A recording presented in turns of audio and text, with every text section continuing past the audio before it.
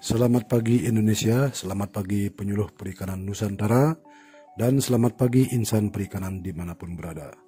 Salam sehat dan bugar. Dalam kesempatan yang baik ini saya ingin berbagi tips supaya bisa sehat dan bugar. Setiap bangun tidur saya selalu menyempatkan waktu. Pertama, jadi saya minum air putih hangat. Jadi setelah minum air hangat 2 gelas besar, saya lanjut olahraga, yaitu dengan peregangan dan senam ringan. Lanjut jogging atau lari di tempat sebanyak 200 kali hitungan. Kemudian lanjut dengan push up dengan 3 gaya, yaitu mendatar, kepala di atas 15 derajat dan sebaliknya kepala di bawah 15 derajat. Itu masing-masing saya lakukan 30 kali hitungan, diulang masing-masing 3 kali. Jadi itu untuk push up. Kemudian saya sit up 60 kali hitungan. Ini untuk mengecilkan perut. Kemudian setelah itu angkat beban memakai barber seberat masing-masing 8 kg tergantung kemampuannya. Jadi semua kegiatan olahraga tersebut saya lakukan lebih kurang 30 menit. Maka keringat dalam tubuh akan mengucur deras. Karena bagi saya olahraga ibarat makanan tanpa garam. Terasa hambar bila tanpa dilakukan sekalipun. Apalagi di masa pandemi seperti ini, olahraga merupakan suatu kebutuhan untuk meningkatkan imun tubuh. Setelah itu saya persiapkan segala sesuatunya untuk berangkat ke tempat tugas, mendampingi pelaku utama dan pelaku usaha. Dan tidak lupa juga sebelum berangkat saya berdoa ke hadapan Tuhan Yang Maha Esa agar selalu dilindungi, diberikan keselamatan dan kesuksesan. Sekarang saya berangkat ke tempat tugas memakai sepeda motor kurang lebih 25 menit. Sampai jumpa di Desa Baru.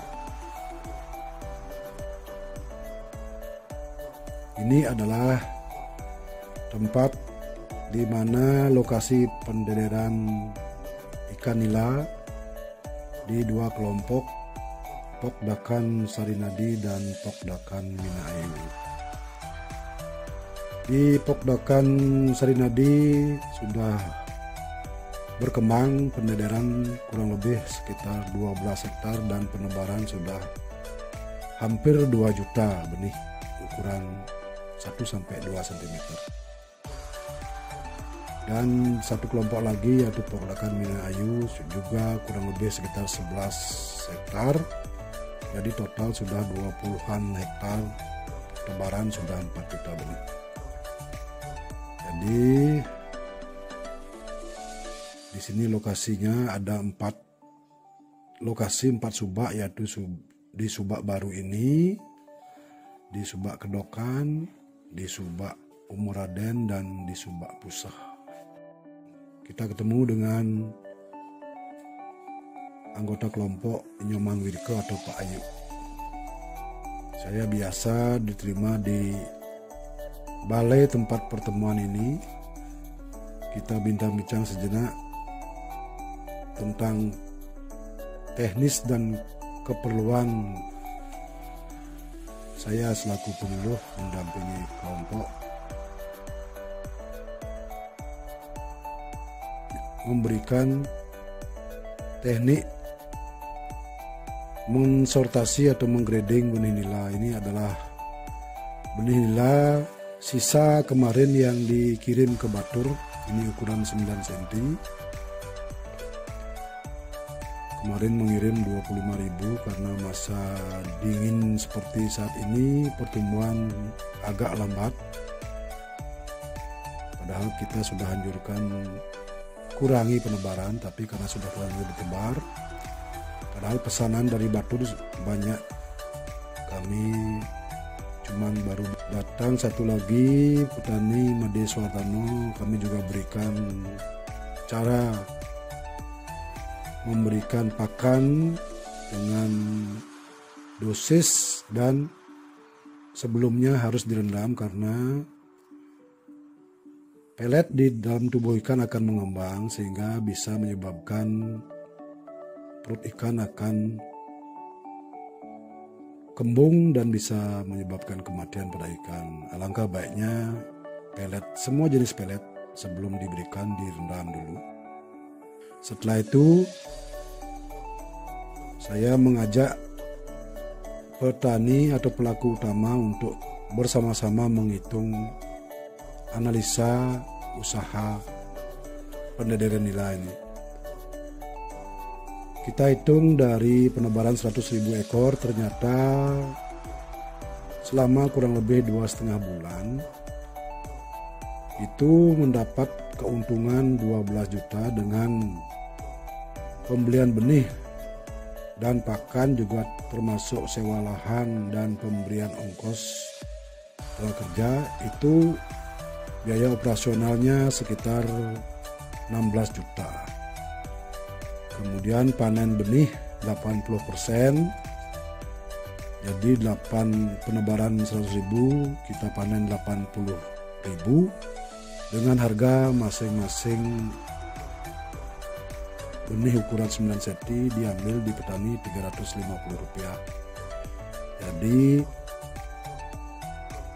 total hasil produksi adalah 28 juta. Jadi keuntungan total produksi dikurangi total biaya produksi, ternyata dalam kurun 2,5 bulan itu mendapat keuntungan bersih 12 juta.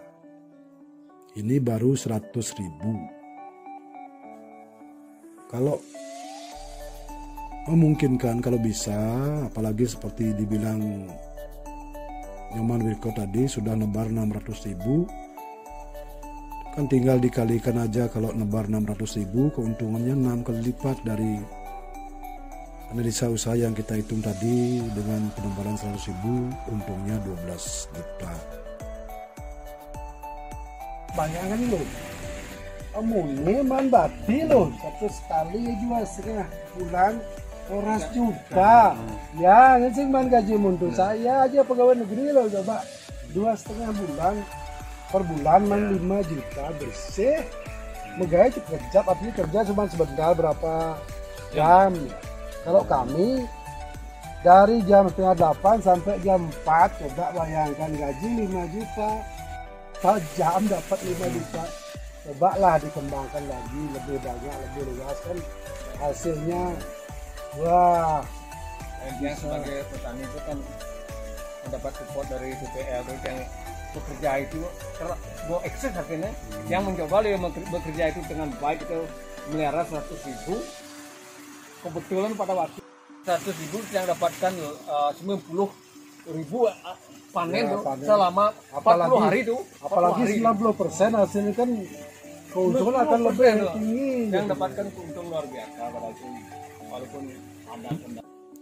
Ini adalah tempat pemberokan ikan atau tempat packing. Sebelum kita kirim benih, kita tampung di sini kurang lebih 2 malam. Saya dari petani ikan baru, sudah berkembang dari penebaran 100.000, sekarang sudah berkembang ke petani lain, sudah menjadi 600.000 dengan hasil maksimal per 100.000 itu saya panen 80%. Sampai pengiriman ke Batur saya sudah mendapatkan keuntungan bagus. Saya untuk kedepannya penyuluhnya tetap membimbing kami di lapangan masalah obat, masalah fermentasi pakan, ya itu. Karena kan kami sebenarnya hanya hobi. Setelah kami dapat penyuluhan dari PPL dan petunjuk untuk melihara ikan ini, karena ini merupakan akses pengiriman ikan ke Batur, dan beliau sanggup mengantar dan memasarkan hasil panen kami. Setelah kami panen dari bibit dasar sampai ukuran grade 9, beliaulah yang bertanggung jawab dan ikut serta memberikan penyuluhan apa yang menjadi keluhan kami yang ada di lapangan, dan serta untuk kelancaran selanjutnya kami sangat memberikan disupport oleh beliau, dan kami sangat banyak terima kasih atas kerjasama dan memberi penyuluhan kepada kami sehingga kami bisalah sebagai petani yang sebenarnya. Itulah yang kami bisa sampaikan kepada Bapak, dan selanjutnya kami tetap meminta dukung kepada PPL dan terima kasih dan Bapak PPL. Halo, selamat pagi.